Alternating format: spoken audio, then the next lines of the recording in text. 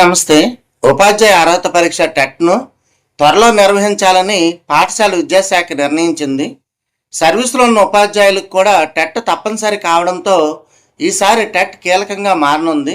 ఈ నేపథ్యంలో టెట్ నిర్వహణకు సంబంధించిన షెడ్యూల్పై పాఠశాల విద్యాశాఖ జూన్ 4, 2026 నాడు నిర్ణయం తీసుకోనుందని అధికార వర్గాలు వెల్లడించాయి.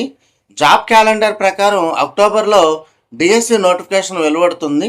దీంతో కొత్తగా బీఈడి, డిఈడి చదివిన వారి కోసం కూడా టెట్ నిర్వహించాల్సిన అవసరం ఉంది.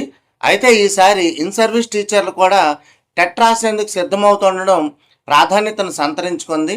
సాధారణంగా టెట్ నోటిఫికేషన్ కోసం నిరుద్యోగ డిఎస్సి అభ్యర్థులు ఎదురు చూస్తూ ఉంటారు. కానీ ఈసారి ఉపాధ్యాయులు కూడా ఎదురు చూస్తున్నారు. గత ఏడాది సుప్రీంకోర్టు ఇచ్చిన కీలక తీర్పే ఇందుకు కారణం. టెట్ అర్హత లేకుండా ఉపాధ్యాయులుగా కొనసాగుతున్న వారంతా 2 ఏళ్లలో టెట్ రాసి అర్హత సాధించాలని సుప్రీంకోర్టు స్పష్టం చేసింది. అప్పటి నుంచి దీనిపై దేశవ్యాప్తంగా ఆందోళనలు జరుగుతున్నాయి.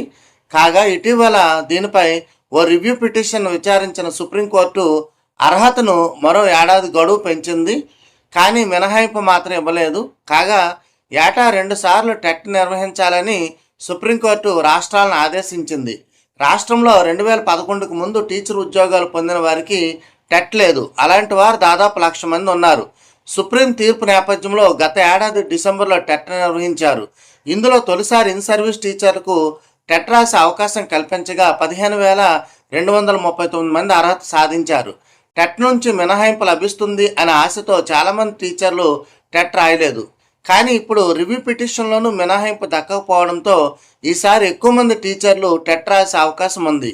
ఈ ఇన్ఫర్మేషన్ అంతా కూడా 3వ తారీఖున వచ్చినటువంటి ఆంధ్రజ్యోతి పత్రికలోని విషయం.